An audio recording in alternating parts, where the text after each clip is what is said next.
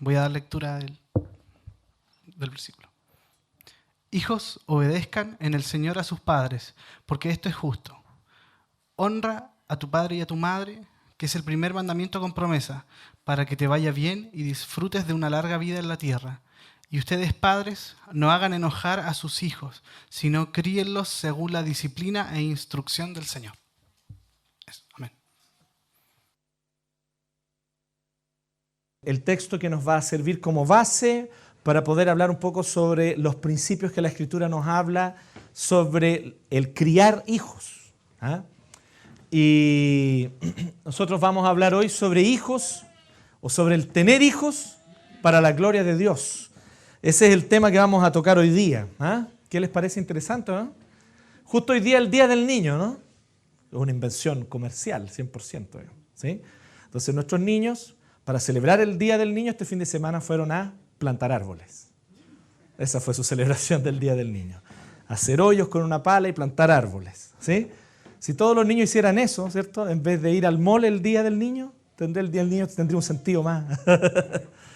Pero es la primera vez que hacemos eso en todo caso, así que no tengo moral para darle discursos moralistas al respecto.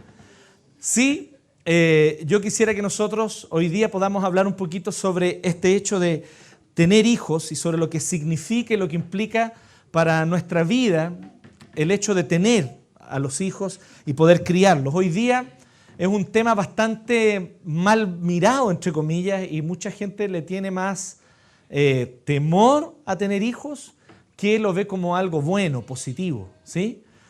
Hemos llegado a un punto en el cual efectivamente el tema del control de natalidad, por ejemplo, que es un tema importante, es un tema que tal vez en otra oportunidad vamos a tener la oportunidad para discutir y hablar un poco más profundamente sobre eso, pero sin ser algo malo en sí mismo, ciertamente muchas veces hay por detrás una mentalidad de queremos buscar lo que es más cómodo para nosotros.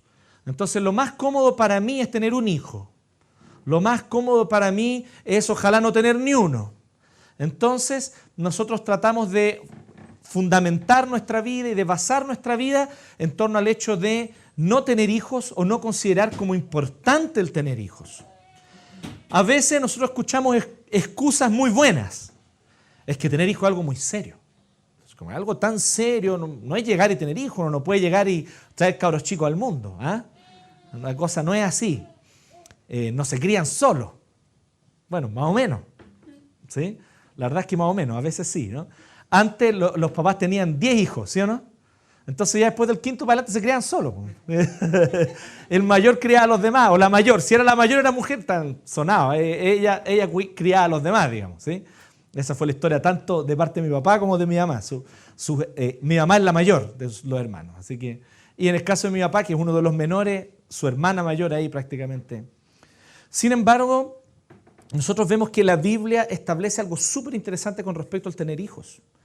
Nos dice que sin negar bajo ningún aspecto que es una responsabilidad, sin negar bajo ningún aspecto que es un deber y una responsabilidad que debe asumirse con mucho cuidado y con mucha seriedad, no negamos nada de eso y la Biblia no lo niega, pero sí la Biblia incentiva y dice, tengan hijos. Esto es tan así que cuando Dios creó al hombre y a la mujer, una de las primeras órdenes que les dijo, sean fructíferos y multiplíquense, ¿sí? Lo cual es genial, ¿sí? O sea, Dios le está diciendo, vamos a tener hijos, ¿sí? Tengan muchos hijos. ¿Cuál es la idea de Dios? Dios dice, multiplíquense para llenar la tierra. Para llenar la tierra. Entonces era una labor no menor, digamos. O sea, tenían que tener hijos para llenar la tierra. Esto es parte del mandato de la creación y como todo mandato de la creación, se traspasó generación a generación a toda la humanidad. Por lo tanto, en toda la humanidad está el concepto de la importancia de la familia, del tener hijos y del resguardar a la próxima generación. Algunas culturas ciertamente lo hacen mejor que otras. Sabemos que el pecado ha afectado a toda la raza humana y tal vez algunas culturas que no desarrollaron del todo este tema del cuidado de hijos, de niños y de la próxima generación. Pero otras culturas lograron desarrollarlo bastante bien. Una de las cosas interesantes, por ejemplo, en el mundo antiguo, es que todos nosotros hemos oído hablar del Imperio Romano como un ejemplo de civilización, ¿no es cierto? ¿sí? Un ejemplo de civilización, una sociedad organizada, con grandes e imponentes ciudades, con un sistema político complejo, con arte, cultura desarrollándose en sus calles. Y nosotros hemos oído hablar de estos bárbaros invasores que venían del norte, ¿sí? Estas tribus de celtas y godos y visigodos y no sé qué otras cosas más que los historiadores probablemente me van a querer tirar unas piedras por lo que estoy diciendo, pero por ahí va la cosa más o menos, ¿cierto? Que de alguna manera, empujados hacia el lugar del Imperio Romano, empezaron a ocupar territorio del Imperio Romano y empezó a haber toda esta guerra y los bárbaros terminaron invadiendo incluso, y hubo verdaderas, las famosas invasiones bárbaras del Imperio Romano. Y es súper claro el tema, o sea, ¿quiénes somos nosotros? Somos los civilizados romanos. ¿Y quiénes son ellos? Esos bárbaros. ¿Sí? Ya el nombre lo dice todo, ¿no? Bárbaros. ¿Sí? Entonces era un nombre claramente despectivo. ¿Sí? ¿Qué es lo interesante? Que una de las cosas que el otro día yo pude leer al respecto de esto, que estos bárbaros, celtas, visigodos, godos, etc., tenían un concepto de familia mucho mejor desarrollado que los romanos. Los romanos habían llegado a un punto en el cual ellos simplemente habían entregado la familia en gran medida al Estado. ¿Sí? De tal manera que ellos buscaban que el Estado simplemente resolviera algunos de los temas de familia. Existía una estructura muy interesante que era el padre de familia o el pater familias que tomaba decisión sobre los de la casa. Y el Estado allí no podía meterse cuando él tomaba decisiones incluso de vida o muerte. Él podía decidir, por ejemplo, si un hijo recién nacido moría o vivía. Esa decisión del pater familias. Sin embargo, el Estado no se preocupaba mucho más allá de esos temas, pero sí había todo un tema de educación y de formación que se entregaba en las manos del Estado. Esto tenía que ver con filosofías, que tienen que ver con Platón y con otros que buscaban este tema. Los padres de familia se mantenían alejados de las familias por mucho tiempo y se mantenían alejados de sus hijos. Ellos podían tener hijos y no conocerlos hasta los 6, 7, 8 años. ¿Por qué? Porque dejaban embarazada a la esposa y se iban a una campaña militar que duraba 6, 7, 8 años. Y cuando volvían, llegaron unos cabros chicos y decían, ¿y estos cabros chicos quiénes son? Son tus hijos. ¿Sí? En cambio, por ejemplo, en las tribus bárbaras, ¿sí? Los celtas, por ejemplo, iban con sus familias y organizaban un campamento donde se quedaban las esposas con los hijos y ellos iban después, más adelante, y allí ponían entonces el campamento militar en sí. Y atrás quedaba el campamento de las familias. Así que ellos iban y dependiendo de los turnos, podían 2, 3 veces por semana ir a dormir con su esposa y con su familia. Obviamente luchaban mucho más motivados también. ¿Sí? En serio, eran unas cosas que leía ahí con respecto a los historiadores, decían eso, que había toda una motivación, porque ellos iban a la batalla con su familia, así que ellos decían, no se trata solamente de mi vida, tengo que defender la vida de mi familia. Si nosotros perdemos la batalla, nos van a ir a invadir el campamento. Y se sentían mucho más motivados, y sin tener la organización militar de los romanos, vencieron muchas batallas, sobre todo a medida que el Imperio Romano fue cayendo en una decadencia mayor. Entonces, nosotros vemos que hay algunos temas que nosotros debemos prestar atención aquí con respecto a qué importancia le damos y cómo nosotros valoramos el hecho de tener hijos. El hecho de tener hijos. Siendo un mandato de la creación, como les decía, tiene que ver con toda la humanidad. Y podemos multiplicar ejemplos de culturas y de distintas visiones en las cuales se valora el aspecto de la familia. Sin ser, no estoy diciendo que estas sean modelos a copiar. Lo que estoy diciendo simplemente es el hecho de que hay culturas y han habido culturas que tienen y que entienden la importancia del tener hijos. Creo que nosotros hoy día estamos llegando a un punto en el cual estamos valorando cada vez más a la próxima, cada vez menos a la próxima generación. Tanto así que nosotros estamos decidiendo el derecho de ellos a vivir o no. ¿Sí o no? Nosotros estamos tomando decisiones y decimos, es que es mi libertad, pero tu libertad le está coartando la libertad al niño que viene después de ti. En nombre de tu libertad, tú estás simplemente diciendo, el que viene después de mí o la generación después de mí no tiene derecho a vivir, porque yo quiero ser libre. Yo quiero ser libre, entonces no quiero tener este hijo. Y yo tomo esa decisión, por ejemplo.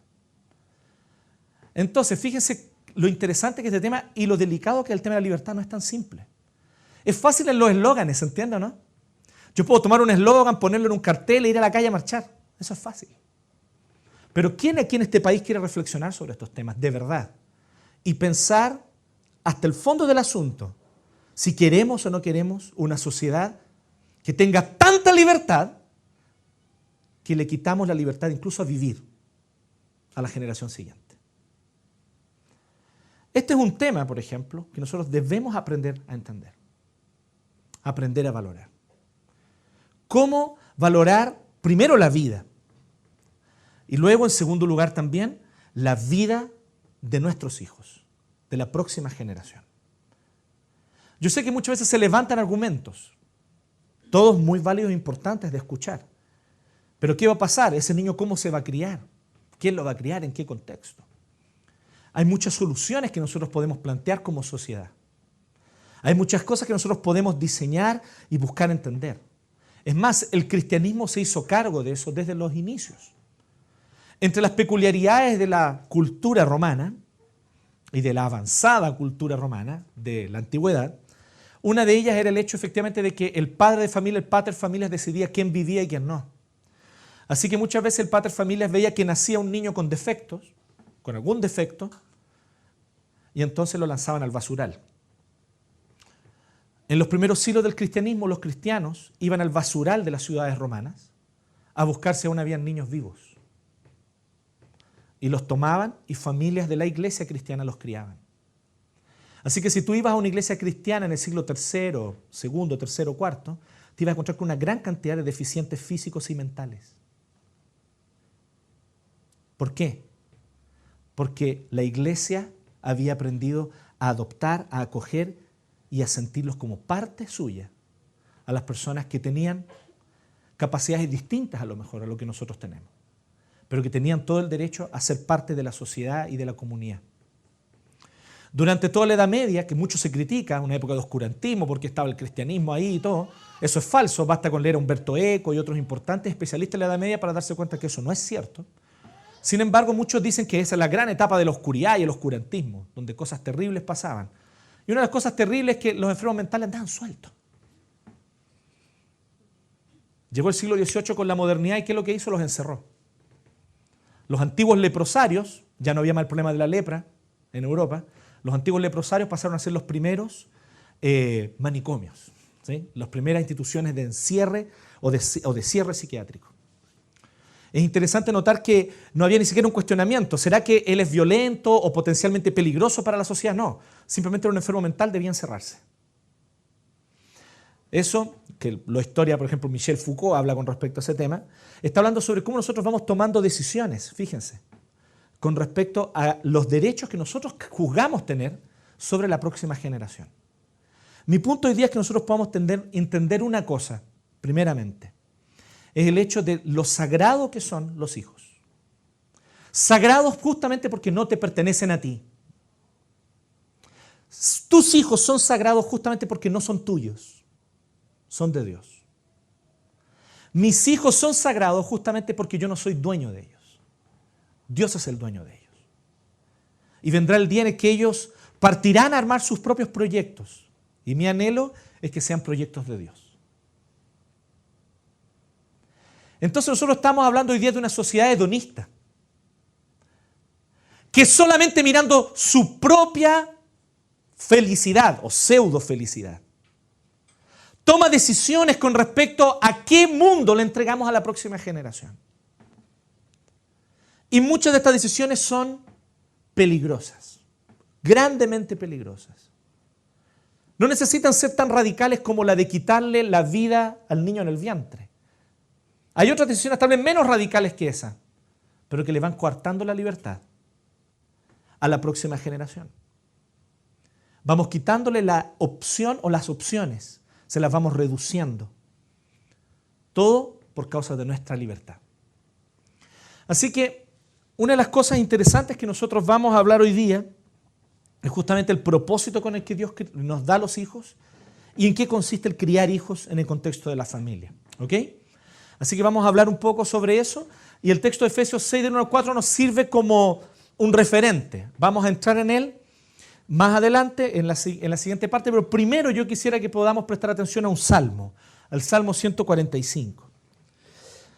Este es uno de los tantos salmos que nos hablan y de tantos textos del Antiguo Testamento que nos hablan sobre la importancia de los hijos sobre quiénes son los hijos y cuál es la importancia que ellos tienen en el plan de Dios. Y es interesante porque dice lo siguiente, el Salmo 145, a partir del versículo 4, dice: cada generación celebrará tus obras y proclamará tus proezas. Se hablará del esplendor de tu gloria y majestad, y yo meditaré en tus obras maravillosas. Se hablará del poder de tus portentos, y yo anunciaré la grandeza de tus obras. Se proclamará la memoria de tu inmensa bondad, y se cantará con júbilo tu victoria. El Señor es clemente y compasivo, lento para la ira y grande en amor. El Señor es bueno con todos, Él se compadece de toda su creación. Cada generación celebra las obras del Señor. Una generación anuncia la siguiente, para que la gloria del Señor siga corriendo por el mundo, no solamente en cuanto a extensión geográfica, sino también en cuanto a extensión temporal. Asegurarnos de que la próxima generación tendrá testimonio de Dios es una tarea de los padres cristianos. Tenemos una tarea que no es menor. Los padres cristianos tenemos delante de nosotros y Dios nos pone una tarea que es de suma importancia. Tener hijos es tener la oportunidad dada por Dios de transmitir su gloria a la generación siguiente. Por lo tanto, nuestro principal deber como padres al criar a nuestros hijos es entender esto, que Dios nos da hijos para su gloria. El propósito con el cual Dios nos da hijos es para su gloria. Y muchos de ustedes familiarizados, o mucho o poco, no importa, pero que están, aunque sea un poco familiarizados con los conceptos teológicos esenciales de la Escritura, saben que Dios hizo todo para su gloria. Así que es un tema tranquilo, decimos, claro, Dios hizo todo para su gloria. Pero no siempre nos paramos para pensar en lo que esto implica. El hecho de que nosotros criamos hijos para la gloria de Dios implica algunas cosas que yo quisiera puntualizar hoy día. Lo primero es que Dios quiere glorificarse generación tras generación. Dios quiere que su gloria sea manifiesta a lo largo del tiempo. Y este era un tema tan serio para Dios, pero tan serio, que si ustedes van, por ejemplo, a Génesis capítulo 6, ustedes se van a encontrar allí con una decisión radical de Dios. Dios vio que lo siguiente estaba ocurriendo.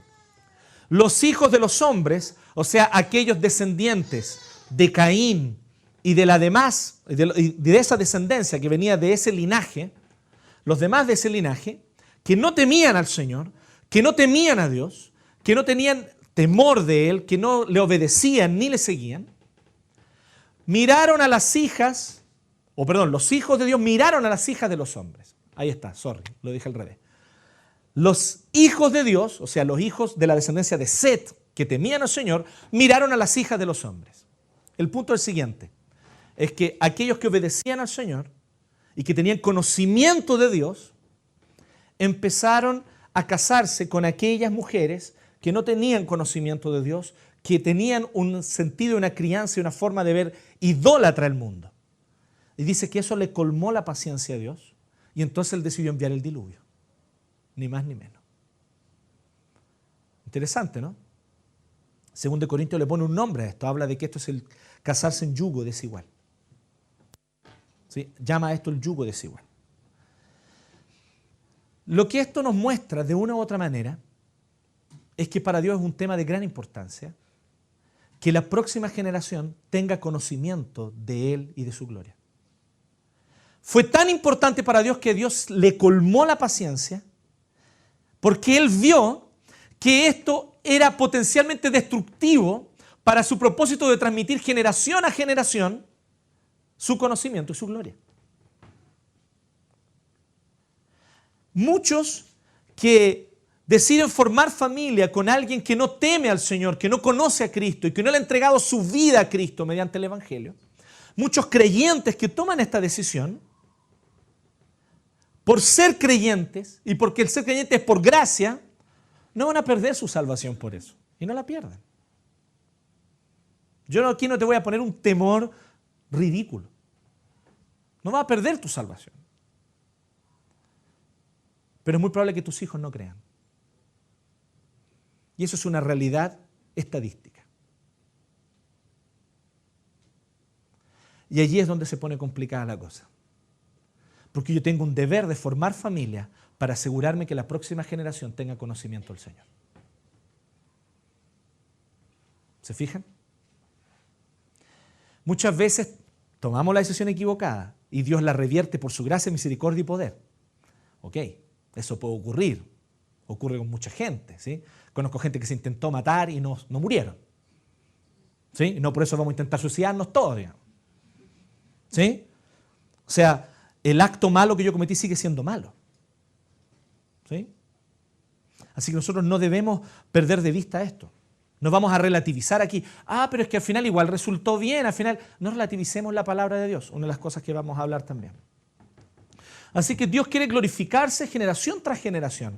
Este es un tema que para Él es importante. Para Dios es importante que una generación a otra transmita su gloria y transmita la realidad de su ser.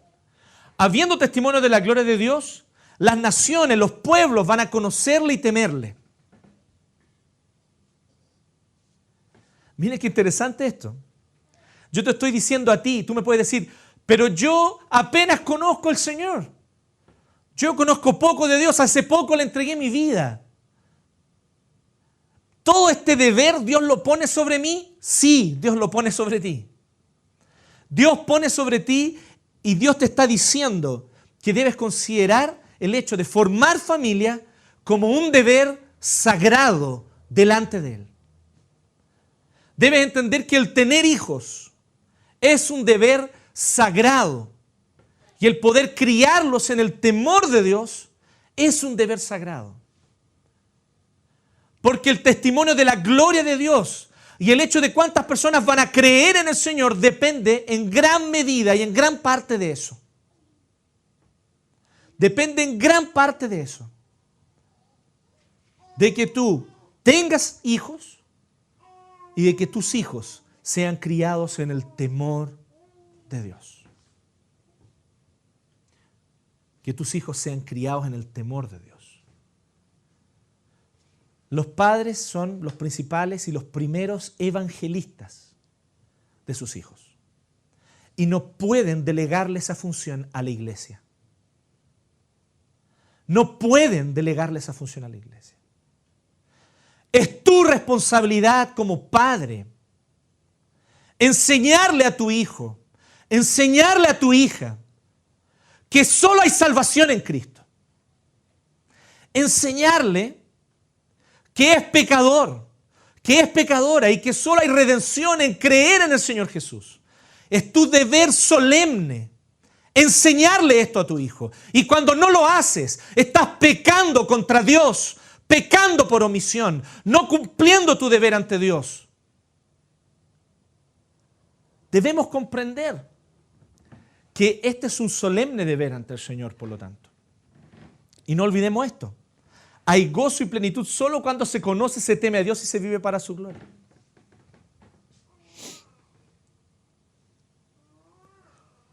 Yo sé lo que todos nosotros queremos, que nuestros hijos sean felices. Y ellos no van a ser felices sin Dios en el centro de sus vidas. Es lógica simple. Entonces yo no quiero que tú veas esto simplemente como un apuntar el dedo y un llegar y retarte por este tema, sino que tiene todo que ver con tus propósitos. Tú tienes ese propósito para tus hijos. Todos los padres que están aquí quieren eso. Ustedes quieren que sus hijos sean felices, vivan vidas plenas. Y te digo algo, la única manera en la cual vivirán vidas plenas es mediante el Evangelio, tema que vamos a tratar al tiro. ¿Por qué? Porque la crianza va a fallar. Porque no solamente tu hijo es pecador, tu papá y tu mamá eres pecador, tú eres pecadora. Algo le vas a enseñar mal, algo no vas a enseñar bien.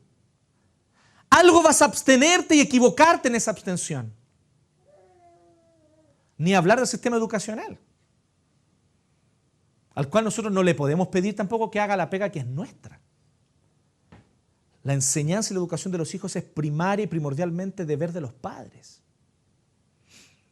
Y entiendo que nosotros podamos decir, ok, pero el Estado podrá hacerse cargo de aquellos cuyos padres no tienen capacidad de enseñarles. Es un tema que podemos discutirlo. Pero de lo que yo conozco de nuestra comunidad, cada uno de ustedes, padres, tiene la suficiente capacidad, incluso más, para enseñar a sus hijos lo esencial. Es tu deber hacerlo. La escuela te ayuda. El colegio es un auxiliar para esto. La jornada completa, personalmente la encuentro desastrosa. Desastrosa. Es solamente una forma en la cual, y aquí también nos vamos a culpar fácilmente, porque no es tan simple, pero es una forma en la cual los padres buscan tener a sus hijos todo el día, que alguien se los cuide, porque estamos metidos en un sistema económico tan voraz y tan terrible, que si no trabajan papá y mamá, entonces simplemente no van a poder ni siquiera asegurarse lo esencial para sus familias muchas veces. Lamentablemente es la realidad en la cual estamos viviendo. Entonces yo entiendo eso. Yo no estoy diciendo que eso está equivocado, que es algo que hay que negarlo y hay que radicalmente negarlo y decir que no. No estoy diciendo eso. Pero sí es un hecho de que aquellos tiempos en los cuales tú llegabas del colegio a la 1 de la tarde y llegabas a almorzar con la mamá y después podías ver Candy, ¿sí? En la tarde. Les estoy contando mi infancia. O Robotech, mejor, eso es más para macho. Yo veía Candy y Robotech, ¿sí? Entonces, las dos cosas desarrollaban un área más sensible y la otra área más, ¿sí? Aunque Robotech era bien sensible también, ¿no? Lin Min May cuando cantaba dan ganas de llorar. Entonces, si nosotros vemos estos días se acabaron. Hoy día el niño llega del colegio a la casa, apenas alcanza a hacer sus tareas y tiene que empezar todo el ritual para acostarse. Apenas alcanza a hacer las tareas. Les dan jornada completa y les mandan tarea para la casa igual, compadre. Eso todavía no lo entiendo. En buena onda, yo no soy especialista en pedagogía, nada de eso. Pero sí me estoy basando en mi crítica en artículos de especialistas. No lo estoy diciendo gratuitamente. Les aviso el tiro. Y les encuentro todo. Lo que uno intuye como padre, realmente tú ves un especialista que te da los argumentos y te dice, mira, esto es lo que está ocurriendo. Esto es lo que ocurre con este tema. No hay ninguna razón de peso que realmente afecte la calidad de la educación en la jornada completa. Y eso está más que demostrado. Año tras año se sigue demostrando. Y de hecho el CIMSE y un buen puntaje en el CIMSE no significa que los niños sean mejores. También es otra ingenuidad muy grande. Ah, ese colegio tiene un puntaje en el CIMSE. Ah, entonces metámoslo ahí. Hay que tener ojo con eso. Ese no es el único factor para evaluar en la decisión de escoger un colegio. Entonces, ¿qué es lo que nosotros tenemos que entender? Que como padres la responsabilidad primariamente es nuestra. Miren qué interesante. Yo no puedo delegarle a la iglesia que me lo evangelice y me lo disipule. Es deber mío. En segundo lugar, yo no puedo delegarle al colegio que me lo eduque. Es deber primariamente mío. Esa es la visión bíblica de ser padres. Esa es la visión bíblica de ser padres. Yo podré contar con la iglesia y siempre voy a contar con ella como un apoyo. Siempre. Siempre. Yo podré contar con el colegio como un apoyo, sin duda alguna. Pero yo no puedo delegar, ¿se entiende? Lavarme las manos y decir que ellos lo hagan por mí. Pero eso es lo que la mayoría de nosotros está haciendo. Y después vamos al colegio, a la reunión de apoderados, a reclamar. Todo lo que el colegio está haciendo mal, pero que en realidad es culpa tuya, porque eres tú quien se está absteniendo de enseñarle a tus hijos. Es responsabilidad tuya, porque tú no enseñaste lo que debiste haberle enseñado. Después vamos a la iglesia y decimos así, pero pastor, no hay programa para adolescentes en esta iglesia. Es tu deber discipular a tus hijos. Es tu deber discipularlos. Entonces, si nosotros no estamos cumpliendo nuestro deber en primer lugar, hace poco vi un reportaje muy interesante, hecho por un joven, que su papá tomó una decisión muy curiosa. Ustedes saben, pero en Estados Unidos existen ministerios para jóvenes así muy bacanes. Así existen, nosotros no hemos visto nada. Ella tiene ministerios para jóvenes así a todo trapo. Entonces el cabro va, hay una banda bacán, El compadre va y hay un comunicador espectacular que habla la palabra y tú decís, o sea, si estos cabros no se convierten con eso, compadre. ¿Ah? Ministerio de jóvenes espectacular. Y este tipo se crió cuando niño en una iglesia que tenía un buen programa para jóvenes y un buen ministerio de jóvenes que funcionaba los sábados. Cuando él llegó a la edad de pasar al ministerio de jóvenes, su papá miró con un poco de sospecha esto y decidió que lo iba a acompañar. Lo acompañó por 2 sábados y después tomó una decisión su papá. Le dijo así, hijo, tú no vas más al ministerio de jóvenes. ¿Qué? Le dijo, tú no vas más.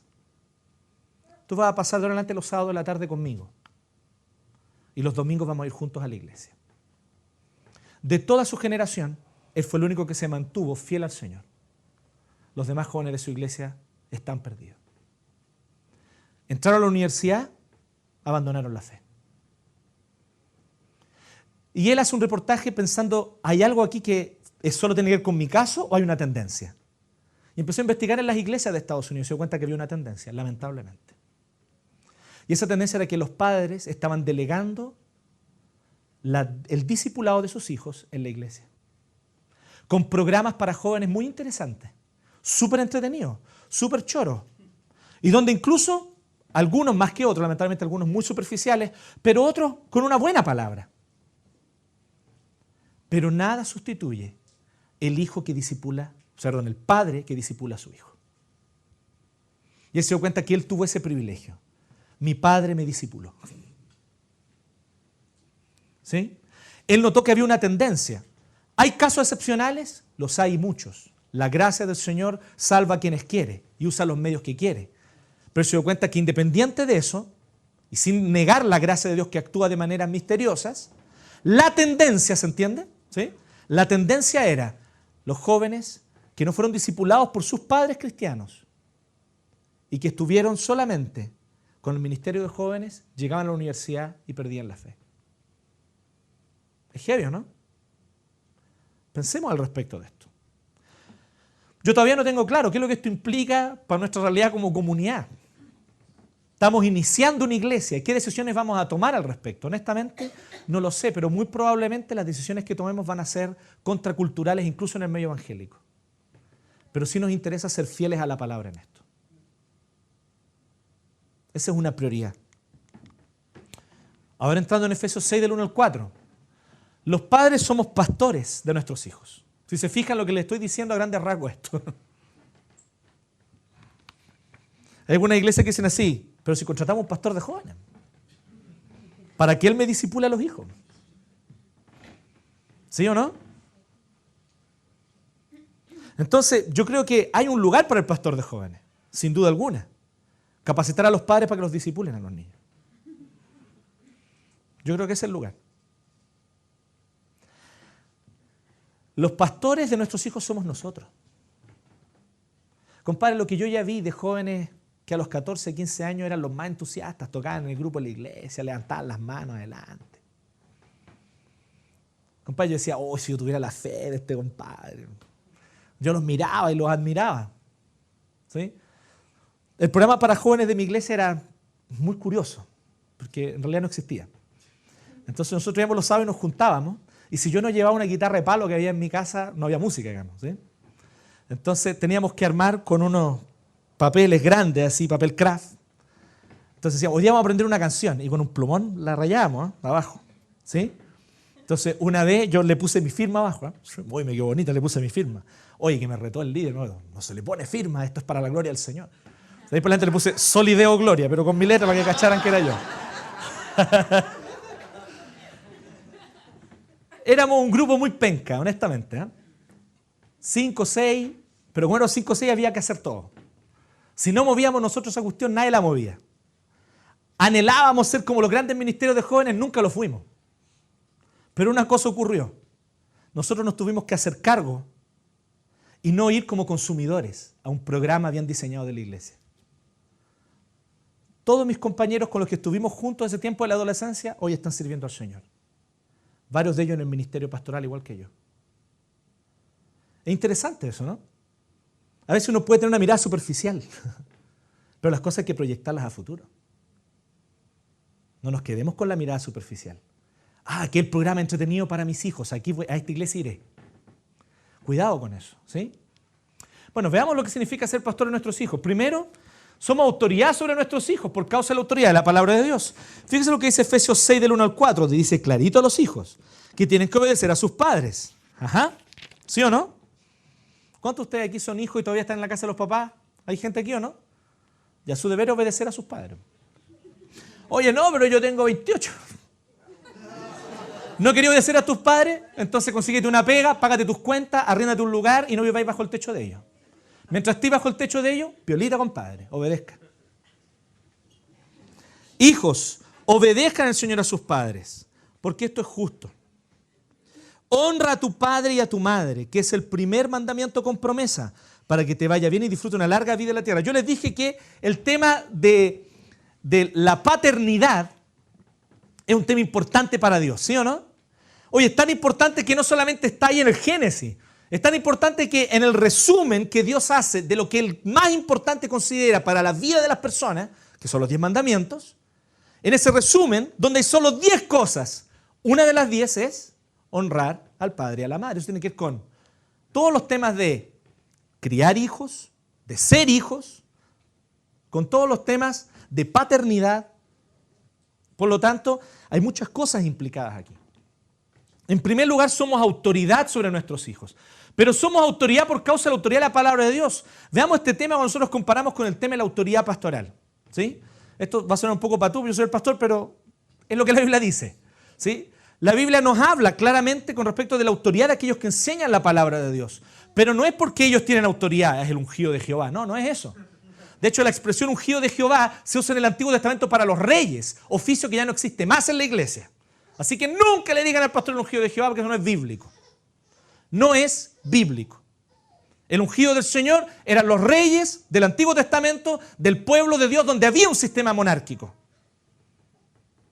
¿Quién es el pastor? Es un siervo que es honrado, según lo que nos dice el Nuevo Testamento, pero no por causa de él, sino por causa de que él es el que transmite la palabra. Y como nosotros valoramos la palabra, creemos que Cristo es el cabeza de la iglesia, no el pastor.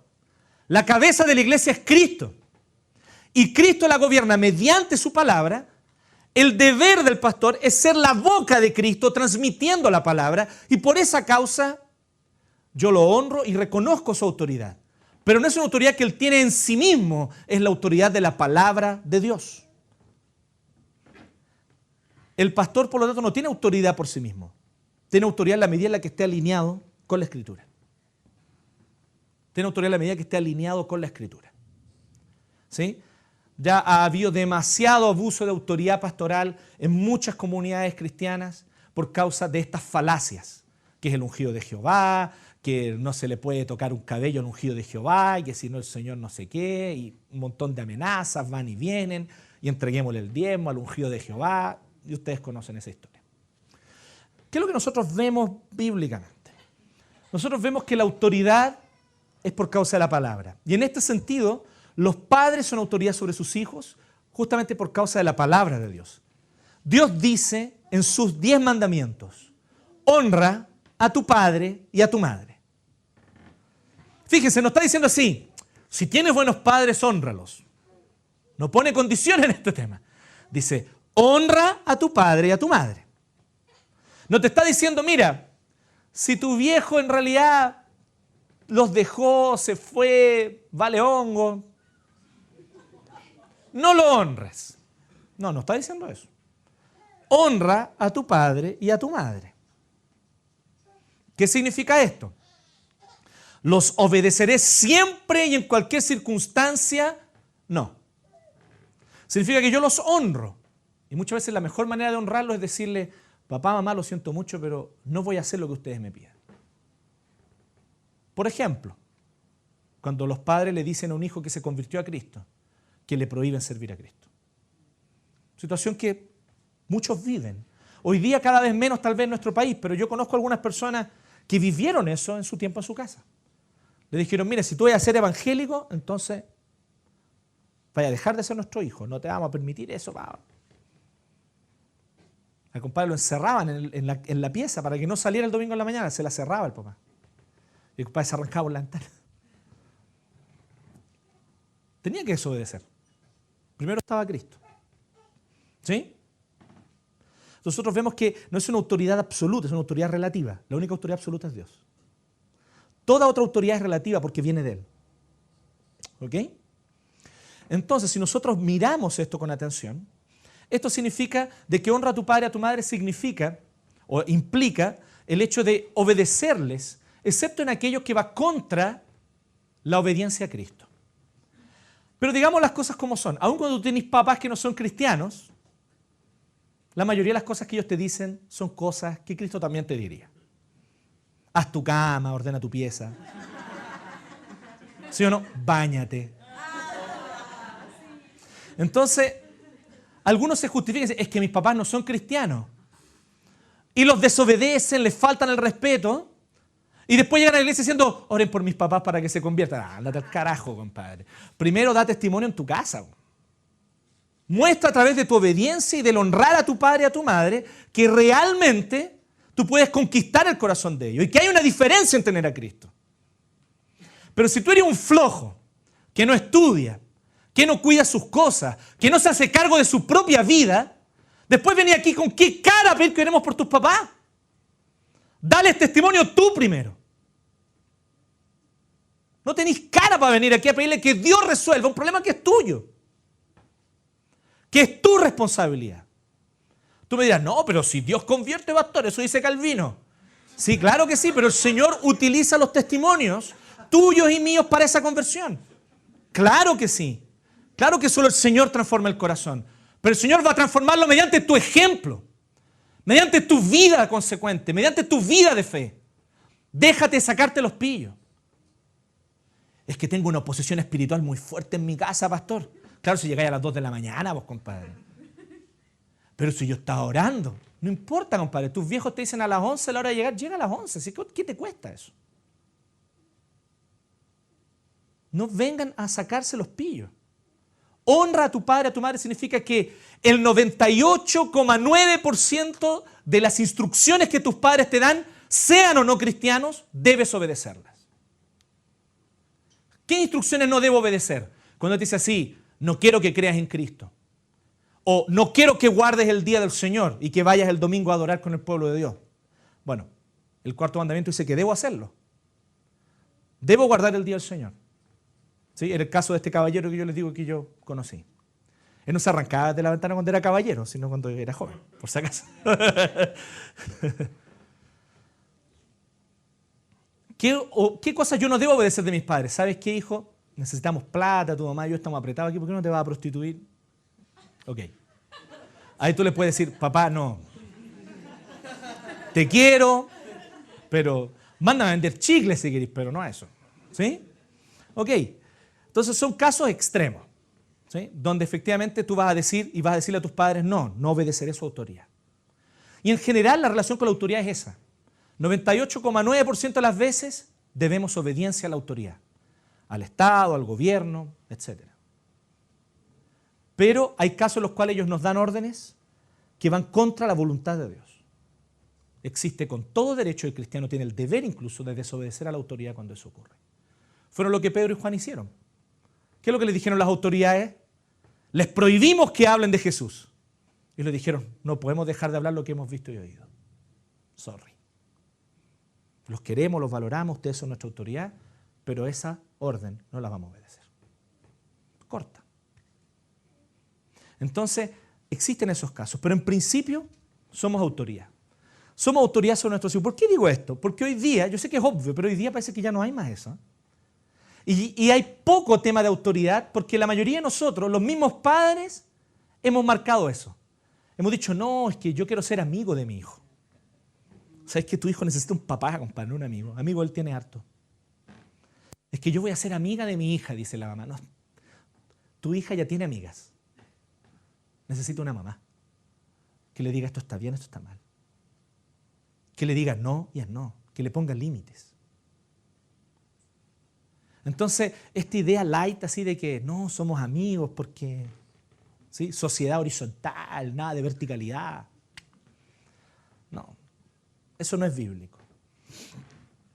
Nuestra autoridad se origina en la palabra de Dios, como decíamos, y se fundamenta en el servicio. Y aquí es el mismo principio de siempre. ¿Y recuerdan el principio del esposo con la esposa? Es lo mismo. ¿Cómo yo soy autoridad de mis hijos? Mientras más golpeo la mesa, mientras más levanto la voz, mientras más le grito, más voy despertando en ellos ira. Ellos podrán por miedo obedecerme, pero apenas tengan la oportunidad, van a saltar sobre mi autoridad. ¿Cómo yo establezco mi autoridad en mi casa? Mediante el servicio.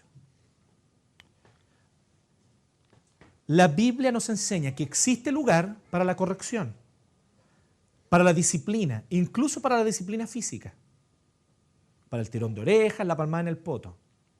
Algunos se escandalizan. No, pero pastores, que los psicólogos dicen, no importa un carajo lo que digan los psicólogos, lo dice la Biblia. Te lo digo al tiro, corta. Aquí la Biblia es palabra de Dios y ella es nuestra autoridad en esta iglesia. Y ella va a ser autoridad para nuestra vida también, en la medida que queramos servir a Cristo. Por lo tanto, nosotros podemos ver, en Proverbios lo dice, ¿sí? Así que si nosotros vemos, Proverbios nos enseña claramente que hay un lugar para la vara de instrucción y que la vara mantendrá al niño alejado de la maldad. ¿Por qué? Porque hay cosas que el niño va a tener que entender con el tirón de oreja o con la palmada en el poto. Sin embargo, cada cosa tiene su momento. Hay momentos en los cuales yo voy a tener que conversar con mi hijo. Él va creciendo y va entendiendo más cosas. Él va creciendo y va entendiendo los porqués. Entonces, ¿cuál es mi deber? Mi deber es ser autoridad mediante el servicio. Ok, no quieres hacerme caso. ¿Por qué no quieres hacerme caso? ¿Qué es lo que tú piensas que yo te estoy diciendo cuando te digo eso? Es que yo pienso que quieres acabar con mi diversión. Ok, no te lo voy a decir con esas palabras al niño, pero uno conoce a su hijo y lo entiende, ¿sí? Quiere acabar con mi diversión, quería echarme a perder la fiesta. No, hijo, no es eso, mira. Lo que pasa es lo siguiente, esto y esto. Sí, pero estás a cada rato dándome instrucciones. Ok, hagamos un acuerdo. Yo también como papá me equivoco. Tal vez se me pasó la mano. ¿Qué te parece si te doy menos instrucciones, pero tú también andas mostrándome que eres capaz de hacer las cosas bien? Y yo voy a estar menos encima tuyo. Y vamos llegando a acuerdos. Aquí le estoy reproduciendo una conversación que tuve con Agustín hace poco. ¿Sí? Y así podemos nosotros llegar a acuerdos. Estoy de acuerdo contigo. Yo creo que tú ya eres más grande y yo me equivoqué. Yo todavía te estoy viendo como chico. Bueno, vamos cediendo, vamos viendo de qué manera vamos conversando. Vamos sirviendo. Servir a mis hijos. ¿Cómo yo me gano la autoridad de ellos? Sirviéndolos. Sirviéndolos. ¿Sí? Entonces, si yo soy aquel que no solamente les está dando instrucciones, retándolos, sino aquel que les está calentando la comida, que los está tomando, abrigando y llevándolos al colegio, que se está preocupando de ellos, de que no les falte nada, que cuando ocurre alguna cosa está ahí atento para ayudarles, que cuando necesitan consuelo porque se asustaron, cuando en medio de la noche ellos lloraron, yo soy el que está ahí también, abrazándolos, orando con ellos. Entonces, la autoridad va siendo establecida. Porque, como les digo, se origina en la palabra de Dios, pero ¿cómo se fundamenta? ¿Cómo se construye la autoridad? ¿Cómo se gana la autoridad del corazón de un hijo? Mediante el servicio. ¿Y cómo servimos a nuestros hijos? Los servimos integralmente. Yo sirvo a mis hijos entendiendo las necesidades de cada momento y dándole aquello que necesita en el momento que lo necesita. Miren qué interesante esto. Eso significa que hay momentos en los cuales yo voy a darle exactamente lo que necesita. Disciplina. Un llamado de atención. Un castigo. Te quedas sin tela esta tarde. Te vas a tu pieza y no sales de ahí. Vas a pensar sobre lo que hiciste. Eso es justamente lo que necesita. Hay padres que están siendo malos padres porque no le están dando lo que necesitan. Se sienten culpables y funcionan con sus hijos en base a la culpa. Se sienten culpables porque no le están dando tiempo. Entonces dicen, no, yo nunca retaré a mi hijo. Pero tú no estás pensando en él, estás pensando en ti. Tú te sientes culpable por ser un mal papá, una mala mamá que no está presente. Y la culpa es tan grande que no te atreves a disciplinar cuando debes hacerlo. Mírate a ti mismo. Mírate ante el espejo de la palabra de Dios. Y juzga si estás siendo un buen padre o no. Nosotros podemos darnos cuenta que servimos a nuestros hijos entregando lo que ellos necesitan en el momento que necesitan. Pero también significa entregarles juego cuando necesitan el juego. Entregarles la caricia cuando necesitan la caricia. Entregarles la enseñanza cuando ellos necesitan la enseñanza. Y entregarles un oído atento cuando necesitan un oído atento. Esto es sumamente complejo. Sin duda alguna, no es algo fácil. Pero es algo que no importa todo lo que tú leas, solo se aprende en la práctica. Entonces algunos dicen así, es que yo no voy a ser padre hasta que esté preparado. Nunca vaya a estar preparado, amigo. Nunca llega ese momento. O sea, es una saca de pillo barata, digamos. Nunca. Es como digo, no, yo me voy a casar cuando esté preparado. Ya lo hemos visto. Esto es parecido, ¿se entiende? Uno nunca está preparado. Ok, estoy de acuerdo. Una cosa es llegar totalmente despreparado y otra cosa es por lo menos investigar, tratar de averiguar, tratar de prepararse lo que más uno pueda. Pero 100% preparado nunca se está. Entonces, vamos aprendiendo en la práctica y cometiendo errores. Y aquí es donde entra algo interesante.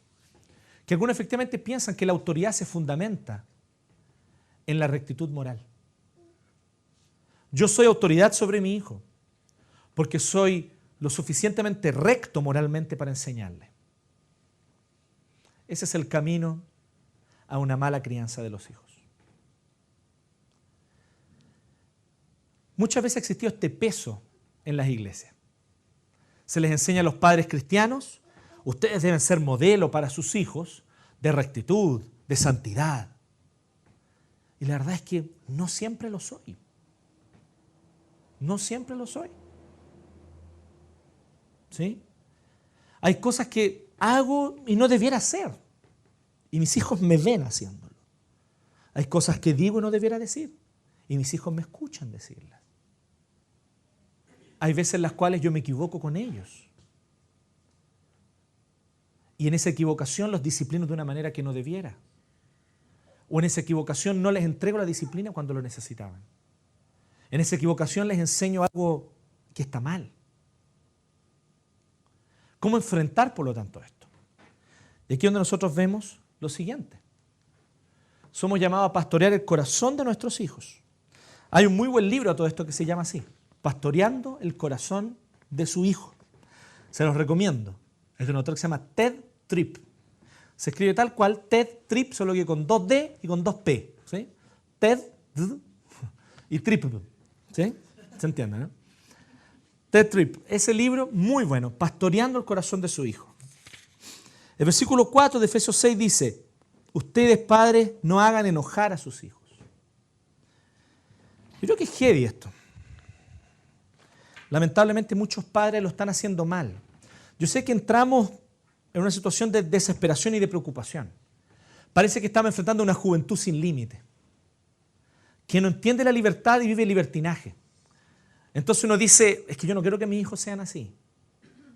Y muchos padres entonces cometen el error de criar a sus hijos con solamente el miedo.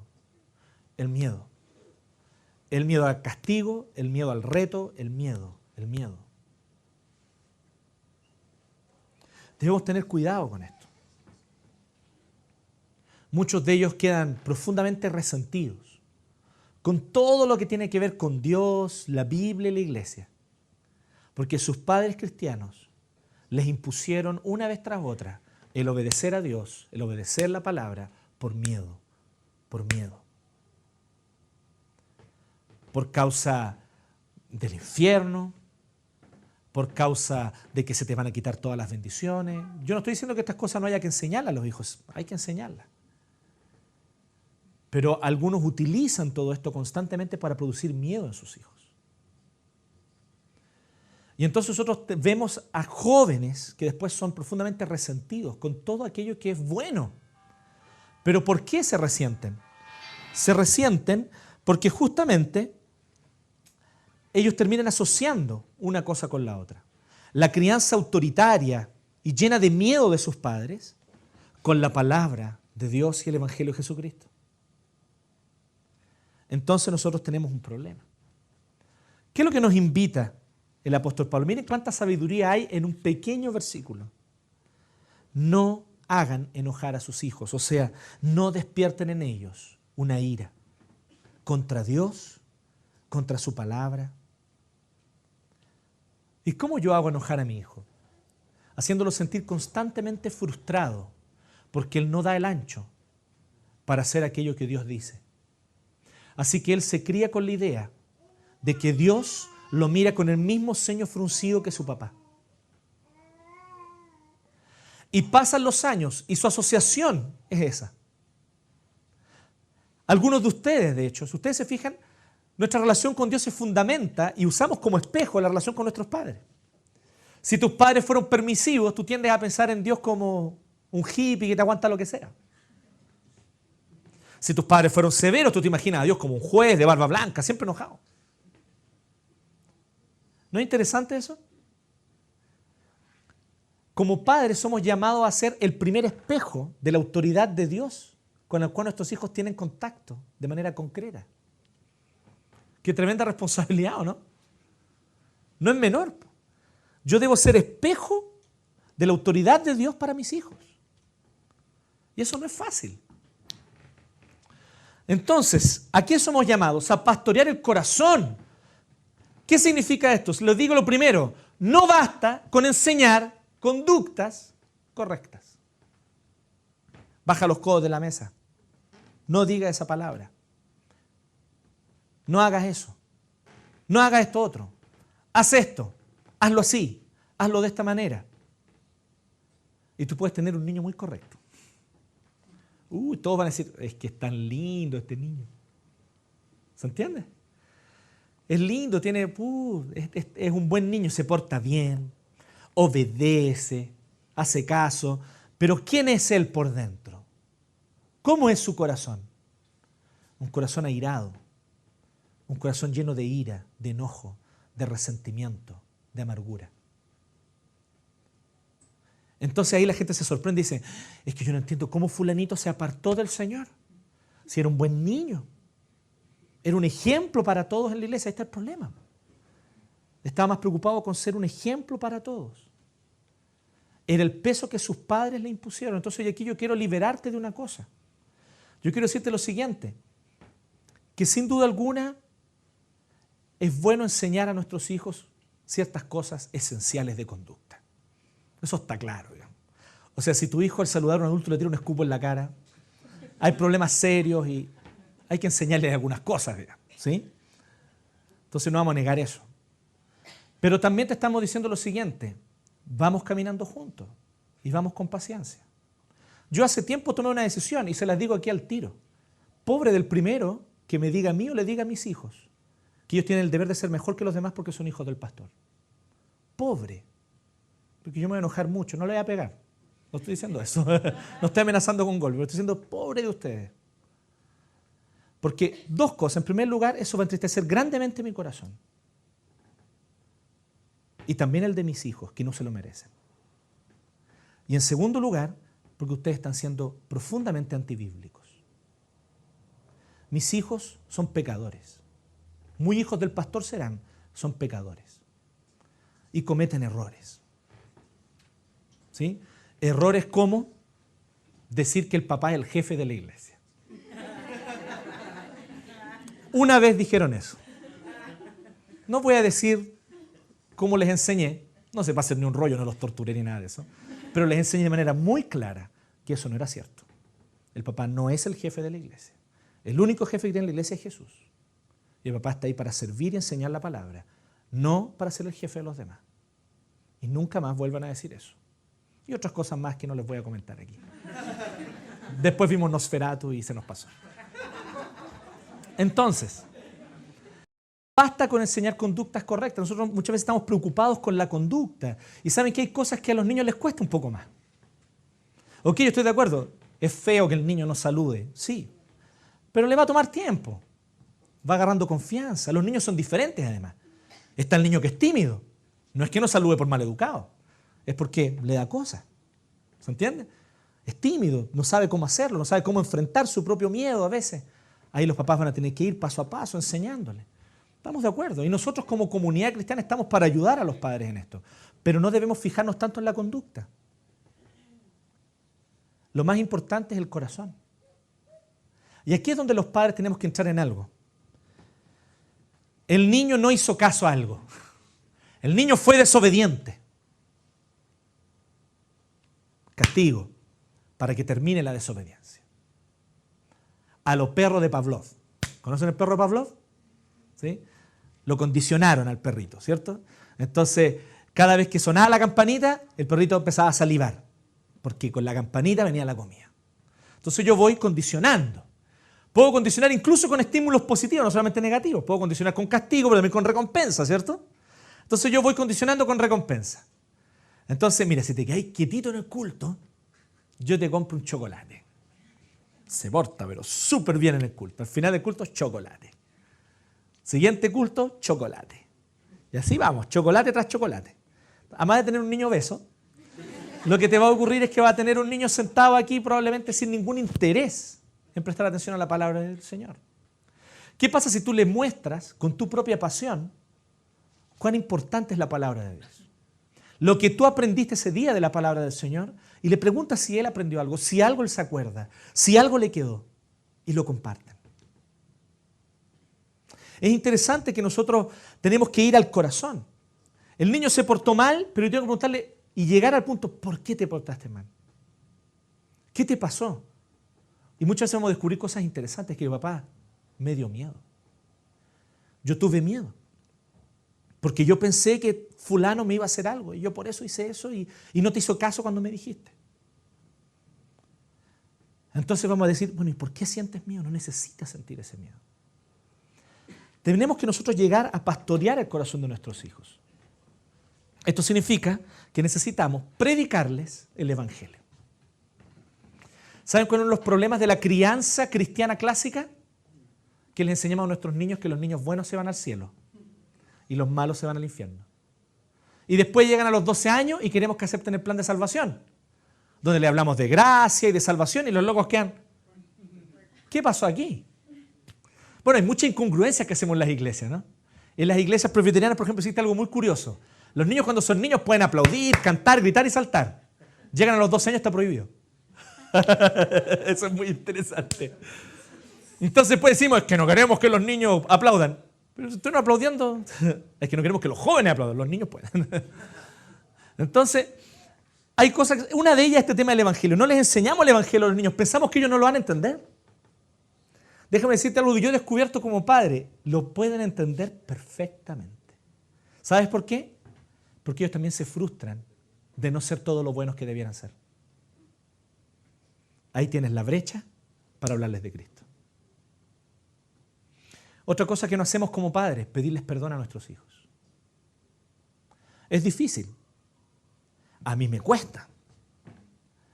Pero han habido momentos en los que he tenido que agacharme, ponerme a la altura de mi hijo, mirarlo ojo a ojo y decirle, hijo, me equivoqué en esto. Eso que hice yo estuvo mal. Yo le pedí perdón al Señor y Él me perdonó. Pero quiero saber si tú podrías perdonarme. Tenemos que modelar a nuestros hijos una vida en el Evangelio. No estamos aquí enseñándoles ni somos autoridad por causa de que nosotros somos bacanes moralmente. Somos autoridad sobre ellos porque Dios nos dio esa función. Y nuestro deber entonces es poner en su corazón lo más importante, el Evangelio. El Evangelio. Porque va a llegar el día en que no va a importar tanto si él pone el codo sobre la mesa o no. Va a llegar el día en que no va a importar tanto si le rompió el perrito de porcelana a la tía Egda. Nombre que yo acabo de inventar. Que así como inglés, ¿no? Egda McGraw.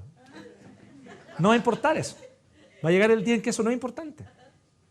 Pero sí va a ser importante si él en su corazón sabe a quién acudir cuando siente que no vale. Cuando siente que todos los demás lo juzgan porque su conducta estuvo equivocada. Cuando él siente el dedo del juicio sobre sí, él va a saber acudir a Cristo.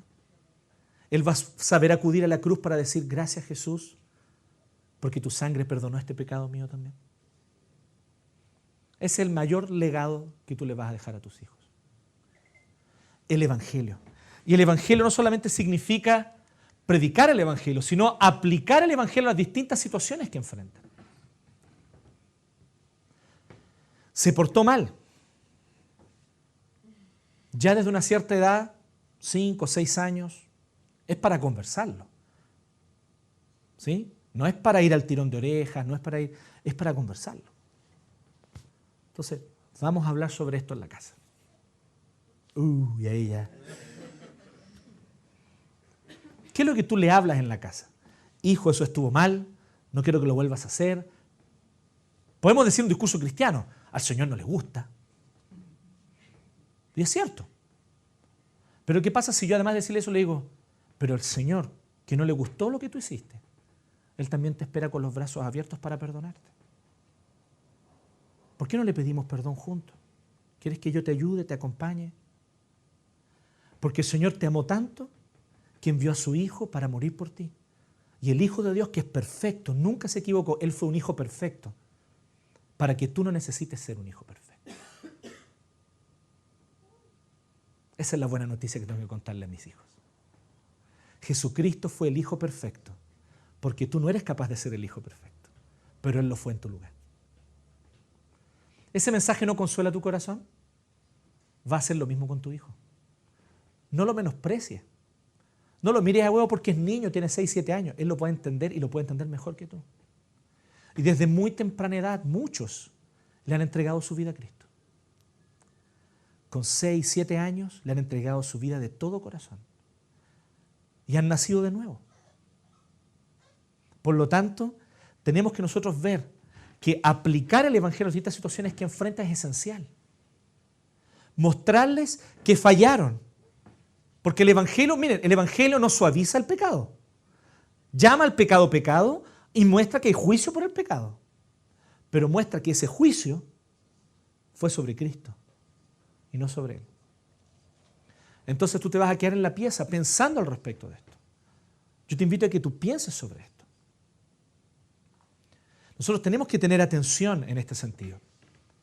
Porque muchas veces nosotros tendemos a equivocarnos cayendo solamente a un nivel que no es tan superficial como la conducta, pero tampoco es tan profundo como el Evangelio, que es el nivel de la psicologización. Simplemente psicologizamos el problema, buscamos ver qué motivaciones hubo y justificamos al niño, no mostrándole la realidad de que es pecador. No le estoy haciendo un favor así. Ay, es que son niños, ellos no son pecadores. En pecado me consumió mi madre, dice Salmo 51. Por cuanto todos pecaron, y ahí Pablo no dice, menos los niños. No dice eso. Bueno, menos los infantes. No, tampoco. ¿Sí? Por cuanto todos pecaron, están destituidos de la gloria de Dios. Siendo redimidos y justificados gratuitamente por la fe en Jesucristo. Entonces yo tengo que mostrarle la importancia de la fe en Jesucristo. Pero él no va a entender la importancia de esto si no entiende que él es pecador. Entonces yo no solamente voy a decirle, ¿sabes qué? Es que estuvo mal que tú esa conducta la hicieras de esa manera. Sino decir, el problema es que en tu corazón, hijo, tú no quisiste obedecer. El problema, por lo tanto, es que tú estás en una posición de rebeldía contra Dios. Y no necesitas estarlo porque Dios te ama. Él mostró su amor por ti en la cruz.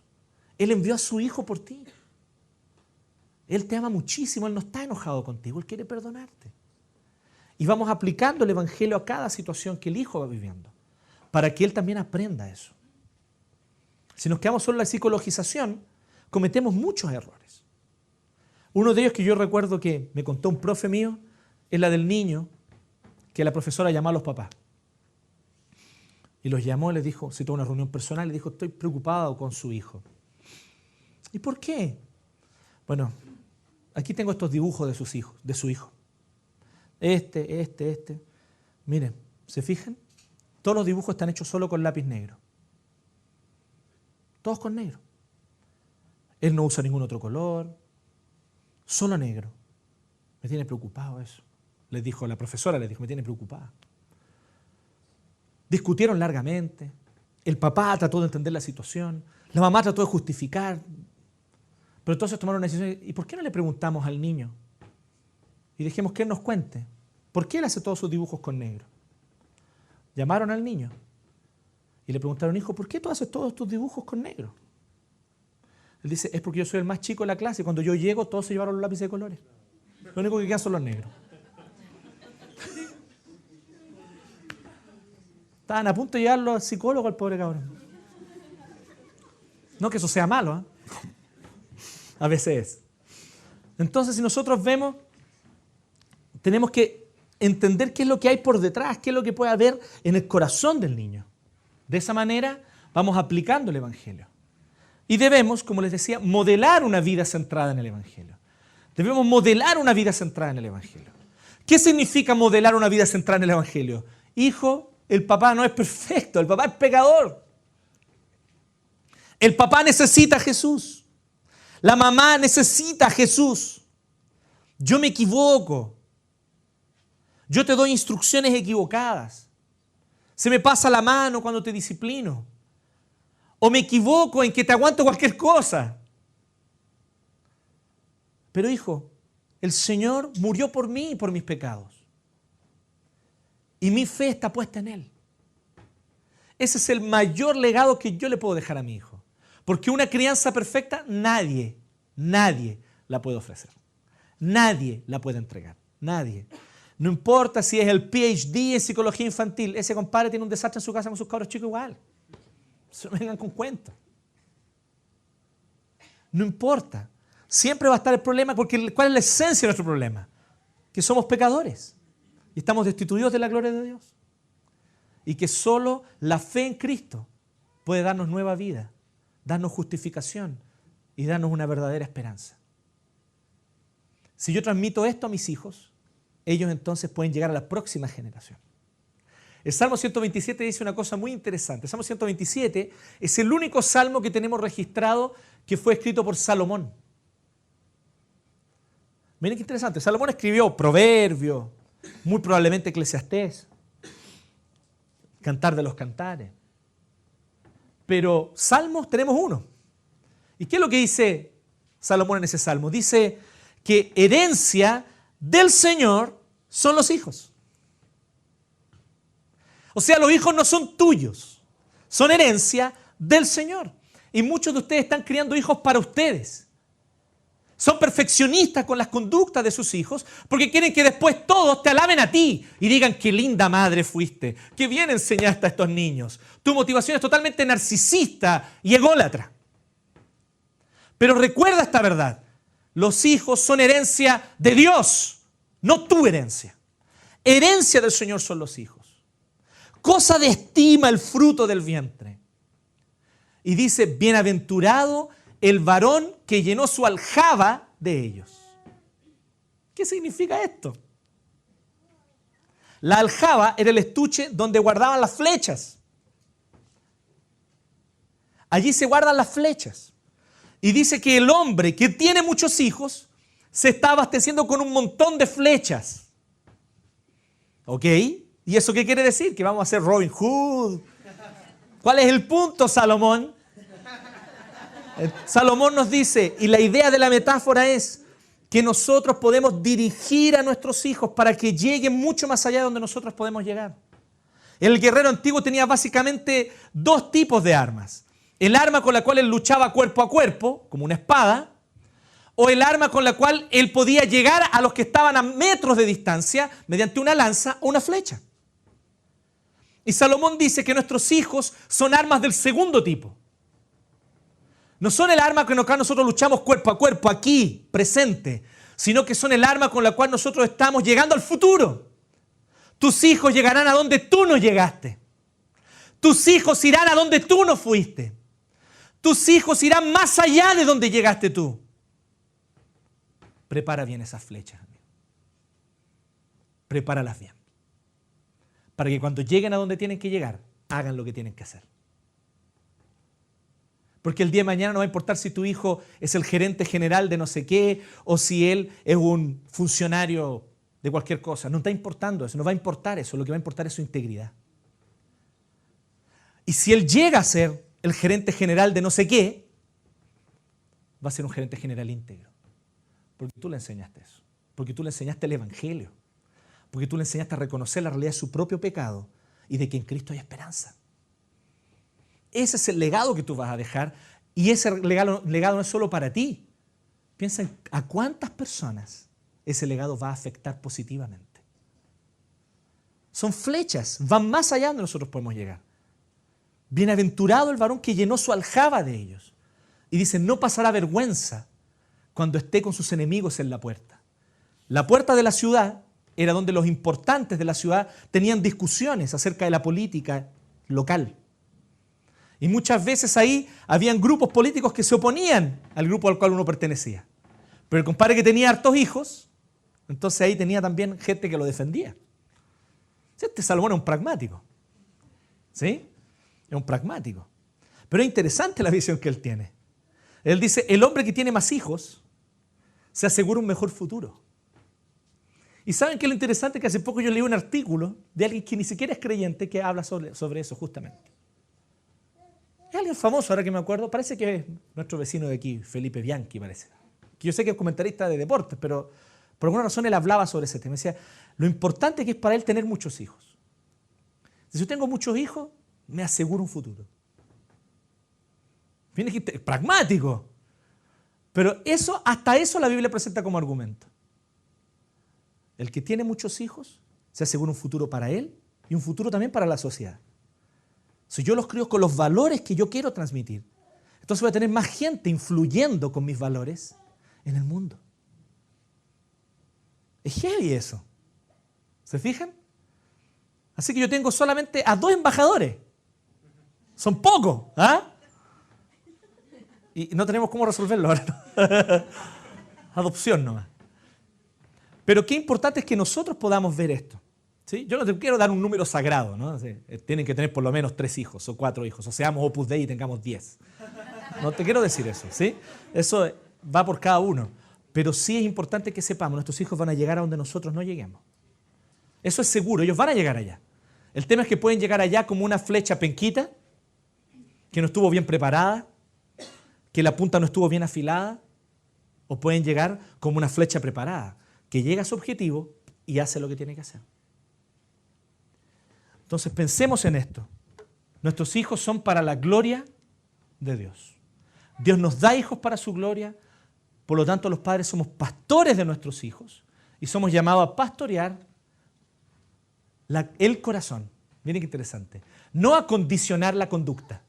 Somos llamados a pastorear el corazón. Tú no eres un condicionador de conductas. Tú no eres un entrenador. ¿Sí? Tú no eres un entrenador de tu hijo. Ya, vuelta, da la patita, ¿sí? Otra vuelta para el otro lado. No, no es así. ¿Nosotros qué somos? Somos pastores de nuestros hijos. Por lo tanto, esto es un deber primariamente espiritual. Veámoslo así, entendámoslo de esa manera y confiemos en que el Señor, por su gracia, suple lo que nosotros no somos capaces de hacer bien. Oremos.